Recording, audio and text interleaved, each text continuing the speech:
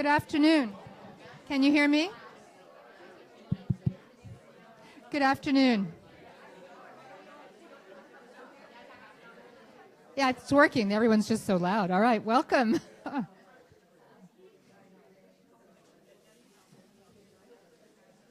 There's some seats up front if people in the back don't have seats. Welcome to the Holocaust Center for Humanity. My name is Dee Simon. I'm the executive director. I see lots of familiar faces. Welcome back to many of you. I just want to tell you a little bit of information about our center and our layout here. If you need to go to the restroom, it's around the corner. We have coffee and cookies over there for you.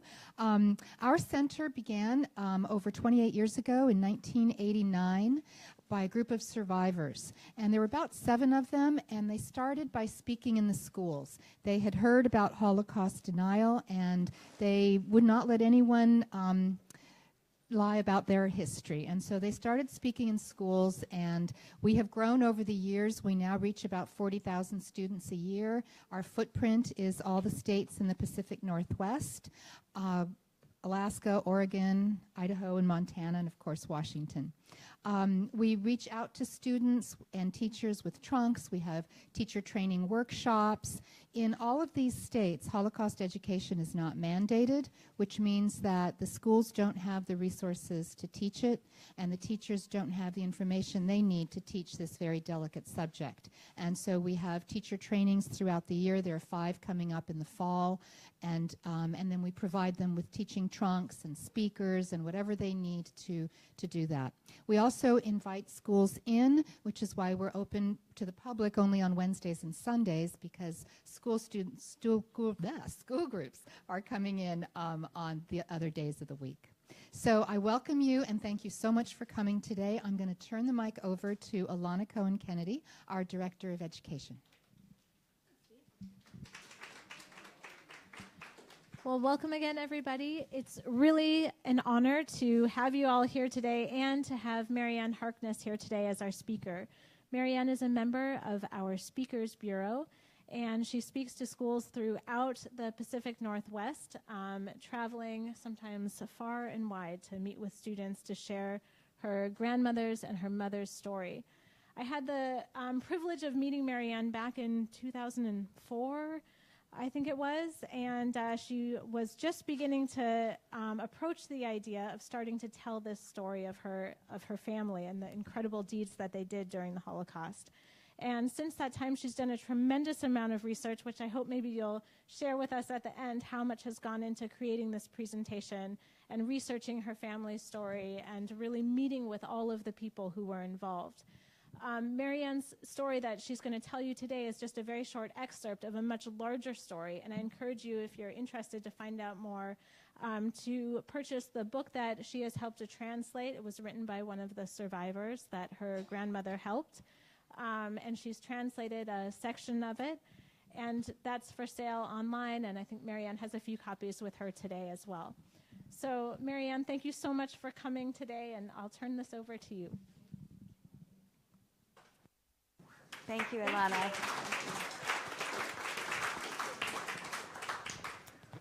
Bonjour, je m'appelle Marianne. Sometimes our own stories are the ones we can never tell.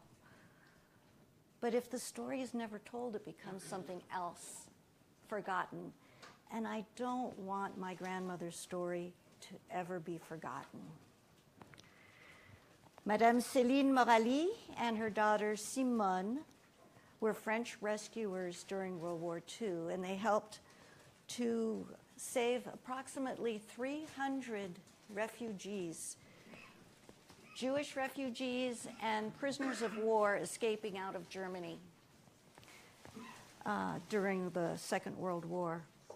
And I dedicate this program to the 120 students who lost their lives that attended my mother's school when she was a girl, just because they were Jewish. Can you imagine that? In your school, losing 120 of your classmates or fellow students? It must have been unreal, just unreal.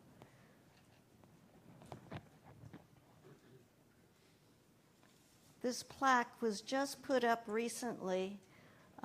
When I was a girl, I attended the same school, and it was never up. It's a big school down the street from where grandmother lived.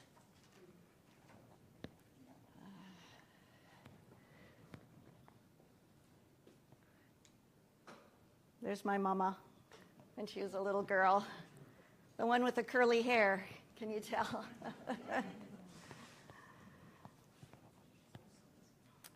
When I was a little girl, I would go to visit grandmother, and we would stay for months at a time because it was so expensive to cross the Atlantic. I lived in Washington, D.C. with my family. And so because we spent so much time there, I had to go to school. And I had to learn how to write with a metal nib pen and dip in the ink and all of that. It was quite an experience. Oops. So that's my mother, one of the photos I have. I have lots of photos. They were in boxes.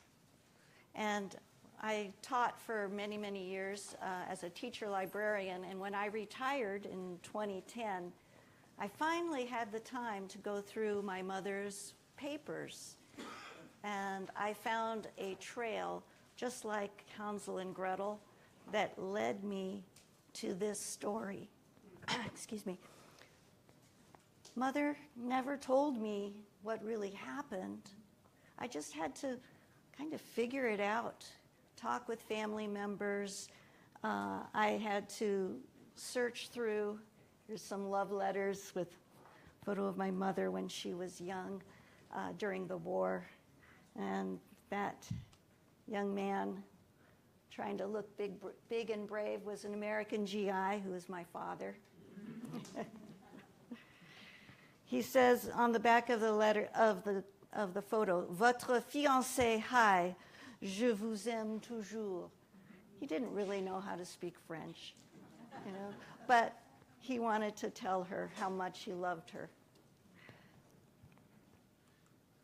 I had to find little tiny pieces of paper that were falling apart inside of diaries, my mother's diaries. I had to decipher not only the writing, but also understand the meaning. So it was a long process. This is a letter my grandmother wrote to her children, to Simone, when she had sent them to the countryside while the Germans were invading Paris. So I translated that and many, many other documents. So how did grandmother find the courage? I always wondered this.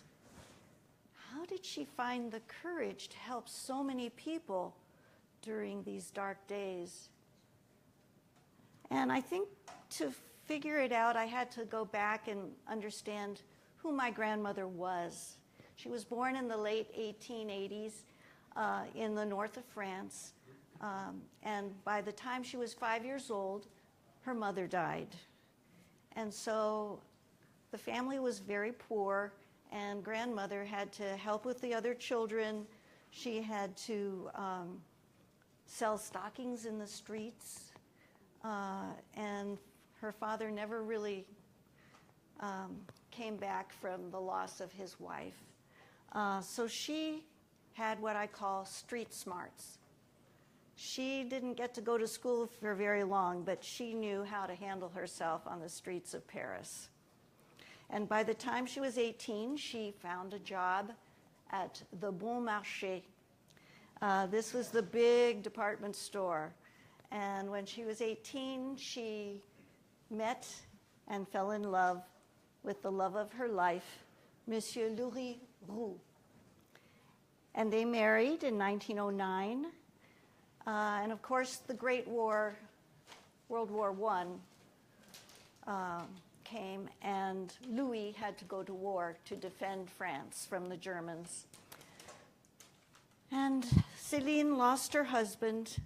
She was 29 years old. He died on the Battle of Verdun, or Dieppe, I'm sorry. And she had a little baby, my Uncle Albert, we called him Bébert. So she was a single mother. That had to have given her a lot of strength of character to be able to go on after that. She also had a role model of courage during wartime. This is the main reason I tell this story. It's to give you my grandmother as a role model, because she had a family member who was also her role model.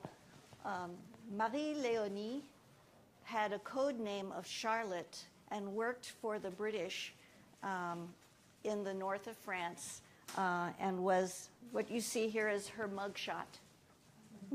She was captured, had a commuted sentence. She was supposed to be shot as a spy, but commuted to life in prison. And she was liberated in 1918 by the Allies after the war. But she was a very brave person, willing to give all for her country. And the other thing that I think gave grandmother courage was that after the war, in 1922, she remarried. Her second husband, my grandfather, René Morali, was Jewish and had a large extended family.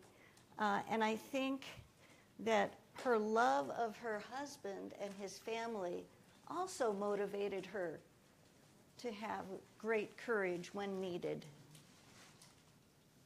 So she had the strong emotions of, she hated the German enemy because she lost her love of her life, the first husband, Louis Roux. She had a role model. She had the love for her husband, and she was very patriotic. She had a great pride in her country's values of liberté, égalité, fraternité, liberty, equality, fraternity. And I think all of these things combined fortified her with the courage she needed.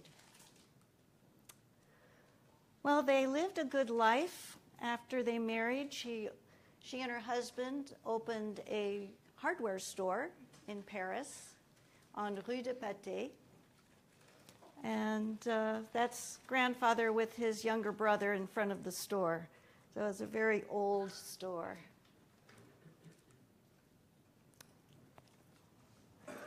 Everything was going fine until, you've probably seen this video before. Can you imagine that? A foreign army marching down the streets of Seattle. She was incensed. This was horrible. Well, grandmother had street smarts, and she knew what was happening to the Jews in Germany. And she knew after the France capitulated, and the collaboration government of Marshal Pétain enacted anti-Semitic laws. These same laws that took Germany a decade to enact in Germany took France a few months to enact. And eventually, my grandfather was required to register, and I found among my grandmother's things this terrible Star of David, which, by the way, he never wore. And I'll tell you a little about that. Grandmother had the smarts to send him into hiding. And she sent him to their little cottage outside of Paris in Servon. It was a village, and grandfather, who had been a prisoner of war in the First World War, and had been a colonial legionnaire in Algeria before that, He knew the mindset of the soldier, and he knew that if he showed any fear at all, he was doomed. And so, grandfather never hid. He went to the cafe every day at 11 o'clock, and he would have déjeuner, the main meal of the day, at the cafe with the other men, the villagers, the farmers, the postmen, etc. And they would play cards and smoke their cigars, and grand-père was a bon vivant. You know that word. I usually have to explain it to younger people, but a bon vivant, and the people never turned him in, and so he hid in plain sight during the war. Again, grandmother had her street smarts in hand, and she sent her children to her first husband's family, who lived outside of Paris, to have them baptized. They had never practiced Judaism. They had never practiced Catholicism, even though grandmother was Catholic. But she knew that this baptismal record would help them. And so I think by the grace of the nuns and the priests that this probably saved my mother's life. Because when she went to get her ID card, just a short month afterwards, she had that baptismal record in hand. Had she not, there would have been a great big J at the top of the ID card, and instead of being beige, the paper would have been green, easily identifying her as a Jew. And so I think this was a great help in saving her life. So, how did they do it? The logistics. Well, they found a way to smuggle people over the demarcation line.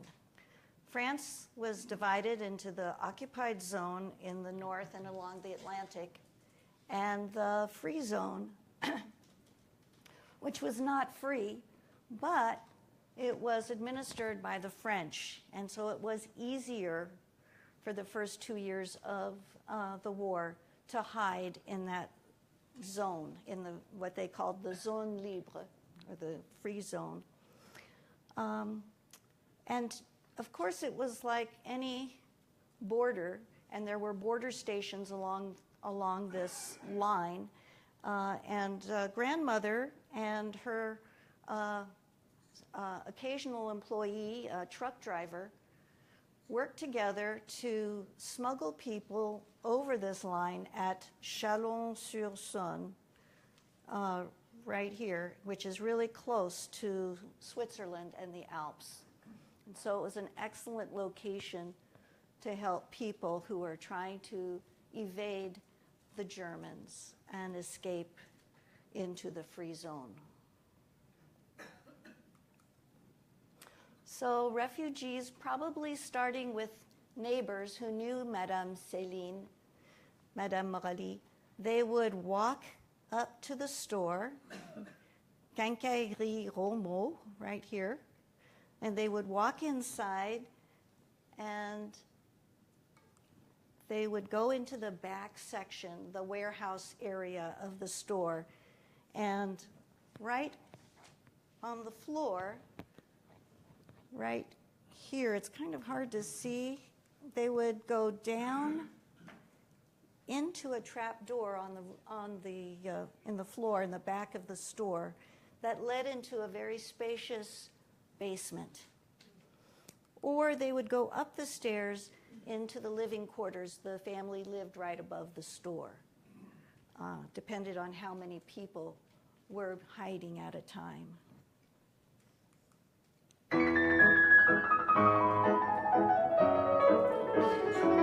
My mother, Simone, was studying to be a concert pianist and had been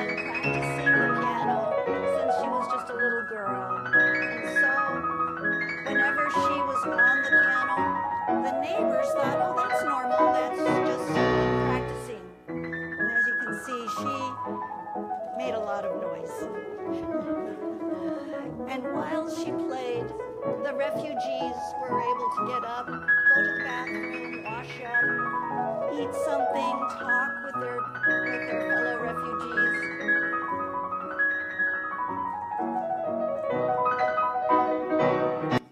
But as soon as she stopped playing, they had to be silent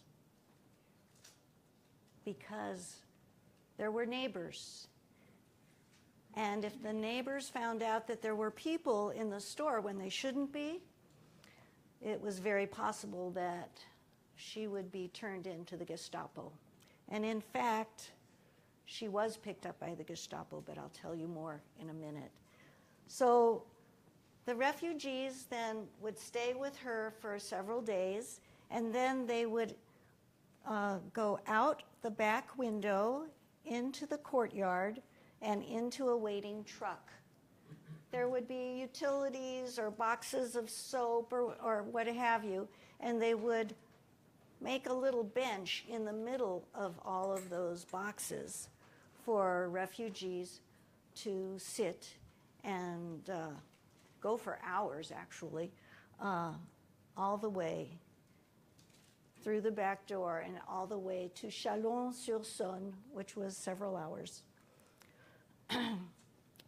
So they would go from Paris to Chalon-sur-Saône, and the truck driver would hopefully be able to get through that border station without a very close examination of the contents of the truck. And so that's how they did it. Or they could use the trains, not the passenger trains, but if people would,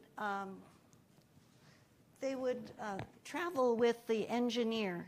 I don't know if you can see this, but I'll play it several times just so you can see. This is the actual Chalon-sur-Saône, a train going through. It's been disconnected from the passenger portion of the train, and it's in the train yard. The people have been hiding in the engine room. And because it was the train yard not so well supervised by the Germans, they were able to get off and find their way across the tracks, over the fence, to freedom, or relative freedom. See, the engineer is shaking hands with them. Off they go. Is that Switzerland that they went to? Where? Where did they go to Switzerland? Don't know. Don't know where they went. This is from an old 1947 film, a reenactment. Yeah. So, come on. I think I'm going to have to. You really got a good show, didn't you? You saw it several times. So, there were a few people that we know for sure survived because they sent back their picture. One of them was my eye doctor. He's the one who prescribed my first pair of glasses when I was 9 years old. Well, I didn't learn to read for quite a while because of that. So Dr. Zanetti and a good friend of his, Leo Elner, they took these photographs to send back to their families to show them that they escaped and that they survived.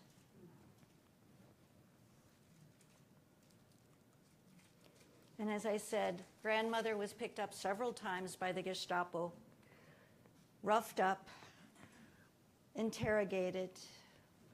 They would ask, "Où est votre mari?" Where is your husband?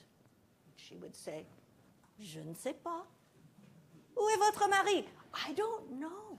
They would get so frustrated with her. One time they even pushed her out of a moving car, and she landed on the pavement, bruised, but she never stopped what she was doing. She was frightened, of course. Had she been caught, she would have been sent to this terrible detention center, concentration camp called Drancy. It was an apartment building that hadn't been completed. And so people were forced into living there, sometimes without walls around the exterior even, no plumbing, very little food. It was a horrible place. And then from there, they would be put on trucks to the train station and then onto the cattle cars to Auschwitz. And this is what happened to my grandfather's sister, Tante Fortunée. She was not fortunate. She was caught towards the end of the war, June 2nd, 1944, and incarcerated at Drancy and sent to Auschwitz. And you can see here the paperwork, the meticulous record keeping of the Germans. Her name, she's a Jew, what transport she was on, what her profession was. She was a furrier. Incredible. They had these cards for almost all the Jews of Europe, and they very meticulously went through and tried to capture every one of them. Now, my mother, she was a teenager at the beginning of the war, became a young adult. First, she worked for a student resistance group, a young person's, a youth group, and then later for the FFI, or the French Forces of the Interior.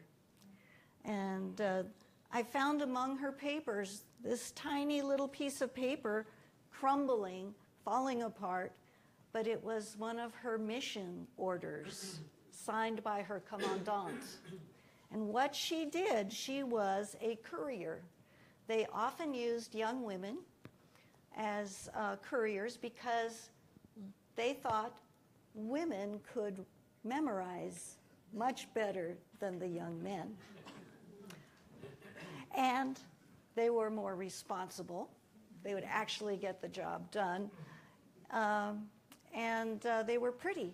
And so they walked down the street, the French gendarme, they would look at them, oh, just a pretty woman. The German officers, they would see them and never think that they were the enemy. They were just a pretty young woman. Oh, after the war, well, this is the liberation of Paris. It happened in 1944 in August 20th. And this American GI, he was a medic. He came to town, to Paris, on 48 hours leave in September from Normandy. And he went straight to his cousin's house. Sylvie was a cousin of my father. And Sylvie was my mother's best friend since they were little, lived just next door. And so at the liberation,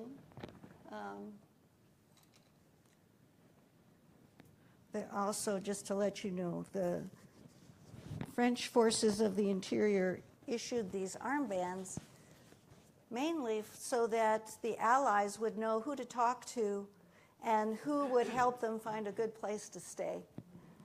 Where's a good place to eat, et cetera, et cetera. I do have my mother's armband. So there was a ball that night, that very night that he arrived in town, and he invited my mother and Sylvie to the ball at Versailles. Can you imagine? What a wonderful time they had. And that very night, he popped the question. Would you marry me? In very broken New York French. He told me later, he said, and to my great surprise, she said, oui. And I also tell the young people, don't do that. No, never do that. They knew each other for less than 24 hours. Well, after the war, in 1946, that truck driver, he wrote this document and he had it signed by a number of people who could attest to what grandmother did during the war. And one of those people happened to be Dr. Zenati. And so I looked him up on Google. I looked up his address because it was listed on this document. And I found another Dr. Zenati at the same location, his son. I didn't know it at the time, so I went on to Facebook and I messaged all the Zenatis of France, asking them to have him contact me. And he did within 2 weeks. Wow. Yeah. And so we've been in communication since 2014. It's been awesome. I always wanted to know, did any of the people survive, and any of the survivors still alive? Yeah. And I got the answer. 2 of them were still living. Claude and his sister Arlette, they had been teenagers during the war, and they escaped out of Paris through my grandmother's smuggling operation. And so I know these people, Claude, his sister Arlette, his father Dr. Emile, their mother Lucy, Lucy's sister Marietta, and Dr. Leo Elner, who happens to be a distant cousin of mine. They all survived, and I know that for a fact. And last spring, in April, we went to receive a great honor given by Yad Vashem, the Righteous Among the Nations medal. And here Claude is giving his testimony before the group. It was an amazing experience. And just a few months afterwards, he published his memoir. And it was amazing. It had a section in it all about the war. And I decided I had to translate that for the English public, English-speaking public. And so we've published a book called Leaves of Night, a memoir, The War Years. And it's available, and I've given you a little postcard. But if you go to lulu.com and put in my name in the search bar, you will find it there if you want to order it. So courage is needed more than any time, now as in the past. Today, or this was April of last year, this is the memorial for the Holocaust in Paris. French soldiers armed to the teeth were guarding that location. They are guarding all of the synagogues, the day schools, the museums, all of the Jewish sites of France, because anti-Semitism is rampant again in France, I'm sorry to say. So, if you save just one life, it is as if you have saved an entire world. I'm so proud of my grandmother and my mother for what they did during the war. And Yad Vashem awarded this medal, the Righteous Among the Nations. So when a story is told, it is not forgotten. It becomes something else, the memory of who we were and the hope of what we, you and me, can become. Merci.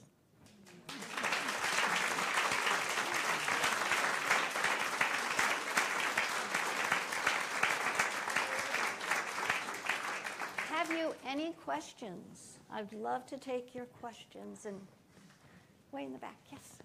First of all, thank you very much. You're welcome. I have so many questions. The friend who went to the ball at Versailles, did she live next door to the store? Yes. Okay. Yes, she was right next door. And did everybody in the neighborhood know that your grandfather was a Jew? Was Morali a Jewish name? Morali was a Jewish name, and they probably did know. I don't know how they survived, but they did. Okay. Oh, certainly. Yes. Yes. Was it the resistance that made it known that this was a place where people could go to escape the Harkness store? So how did people know to go there? I think, first of all, there were a lot of Jews living in the neighborhood. And they probably knew that Madame Morali would help them. I know for a fact, you see the picture here was taken by a photographer who lived down the street. And the Studio Rabkin was headed by a Jewish man, a photographer, and his family. Large extended family, all survived the war. So the neighbors knew, and then I'm sure word of mouth. For instance, Leo Elner, who helped Dr. Zanetti, he was the uncle of Sylvie, who was the friend of my mother. And so that was another connection. But yes. Was the store in the Marais? Was it in the French Quarter? No. Was the store in the Marais? It was not. It was in a blue-collar section of town, the 13th arrondissement, very close to the train yards. Yes.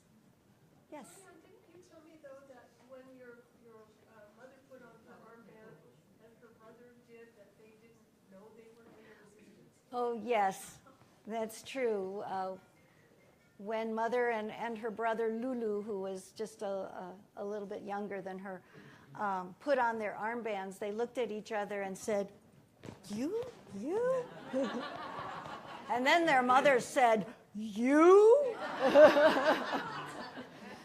Yes, they had to be extremely careful and secretive because that's how an underground army operates.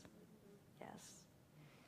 Did your grandfather live alone in that house in the country? Actually, he had a mistress. A very bon vivant. And in fact, after the war, it didn't work again for grandmother and Renee, and they divorced in the 50s. Yes, that's for sure.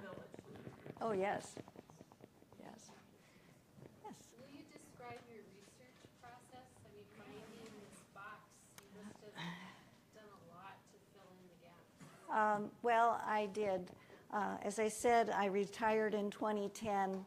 That gave me the summer. And Sarah's Key, an amazing book, by the way, it came out around that time. And I read it, and I thought, everything I assumed was true was not. And I had to find out the truth. And so I did a lot of reading, but I also went through, with a fine-tooth comb, all of these papers in the boxes. There were letters from one of the relatives, distant relatives, who grandmother had helped, and they were writing back and forth during the war. And they weren't sending it through the postal service. This was through couriers that they were communicating. And so I read, but there were some things I couldn't read because the handwriting was so odd for me. Very, very different script. And so I took some of these things to France in October and visited with my cousins. They helped me to translate, and they also gave their family stories to me. And so I put it all together with a lot of research as well, with books and histories and memoirs. Yeah. Yes?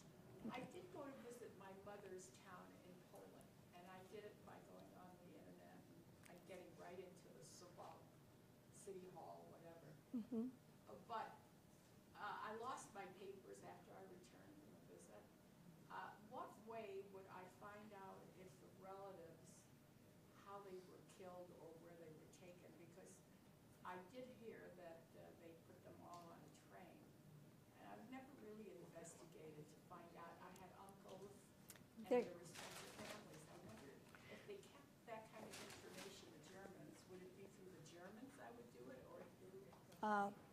I'm not exactly sure, but I do know that the French have a very meticulous set of records that I was able to use. And I would start with the Holocaust Museum in Washington, D.C. Ask for the librarian, and they'll get you there. You're welcome. Yes?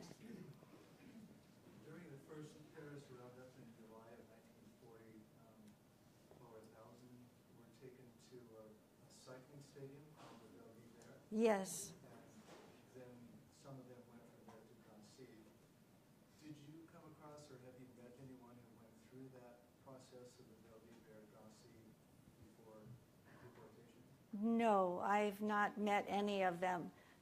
The question was, did I know or meet any of the people who had been taken to the big roundup of what they called foreign Jews, but they were not.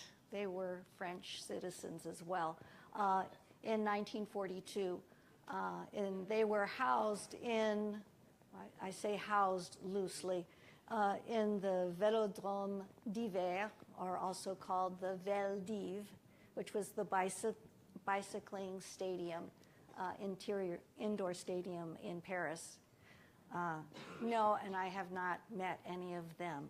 I did know, Claude did tell me that his father and Leo had been incarcerated a whole year earlier from an earlier roundup in the 11th arrondissement. So I do know about them. And they were taken to Drancy, and that's a whole other story. Yeah. So, yes? You mentioned that your grandmother was interviewed for questioned by the Gestapo. Do you think they had any suspicion or idea of what she was doing? Okay, the question was, when she was picked up by the Gestapo, did they know anything about her hiding people? And the answer is no. Had they known, she and her entire family, all the children, would have been incarcerated at Drancy. They were looking for her husband. Where is your husband? Yeah. Any other questions? Yes? Do you know how extensive the whole operation was that your grandmother was involved with? There were a number of resistance lines throughout France, and was she involved with one of the very well-documented ones, or was this a smaller ad hoc, or how large was it? You know, it's a very good question. Do I know of any of the networks that were in operation with grandmother? And I think there may have been a connection to the escape route through Spain, because Sylvie, I just learned from a cousin, Sylvie had been an operative with the resistance, and she was helping British flyers, pilots, to escape through Spain. So there may have been that connection. Yes? I'm wondering about your ophthalmologist and his friend. You said they were No, they did not go to. No. No, they didn't. The question is, did the two Leo and Dr. Zanetti, did they find their way to? They found their way to different locations in France because Dr. Zanetti wanted to reunite with his family. And before he left, he told his wife about Céline and gave her the address. And shortly afterwards, she was reunited with her husband. And there's more of the story in the book that really details that. Yes?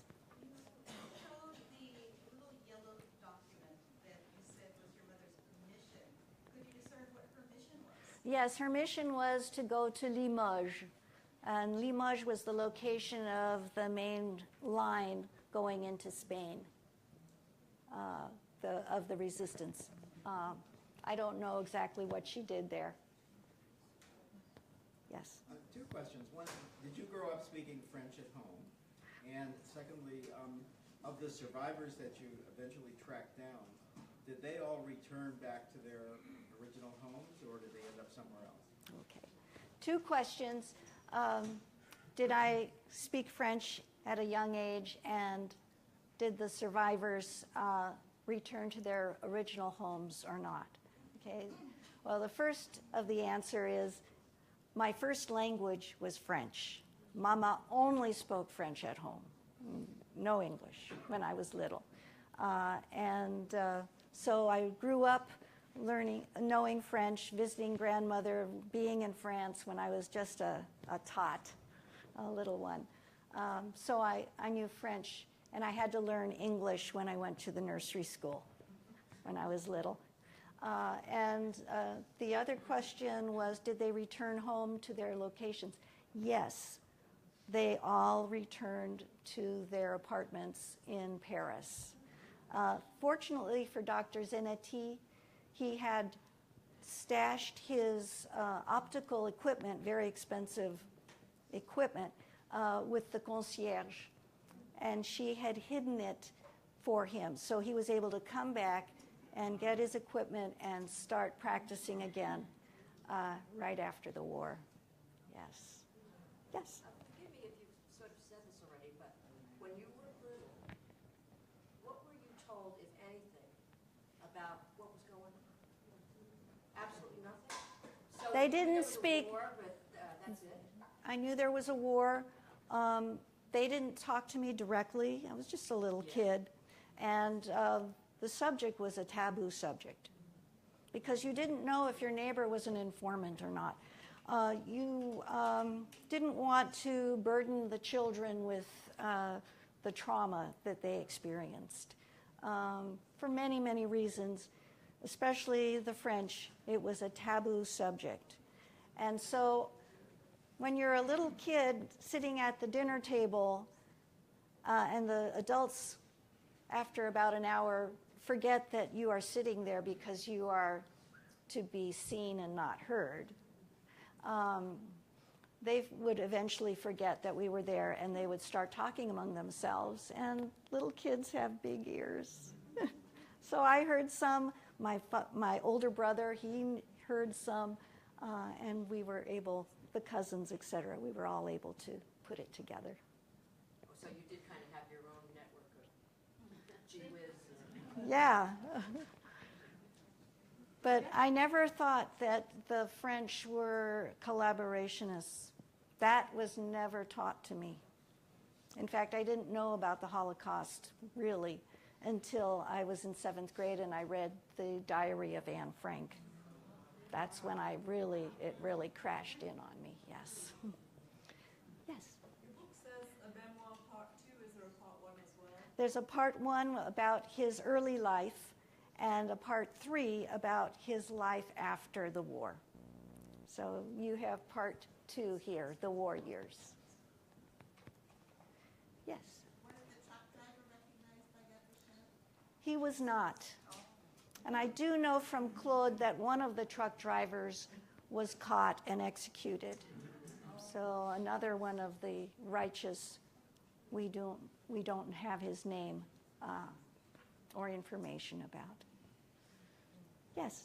Sorry, I missed the first part of your talk. Were you born in France? I was born in the United States. Born in the United States. Yes. But we went to visit grandmother a lot. Yeah. So I have a question for you. Did your father stay in the military? Did you move around as a military child, or did you? The question is, did my father remain in the military? The answer is no. He actually contracted tuberculosis during the war, the Battle of the Bulge, and so he was sent to sanatoriums for many years after. In fact, my mother had to live with his sister in New York City because he was at the sanatorium for several years, their early marriage.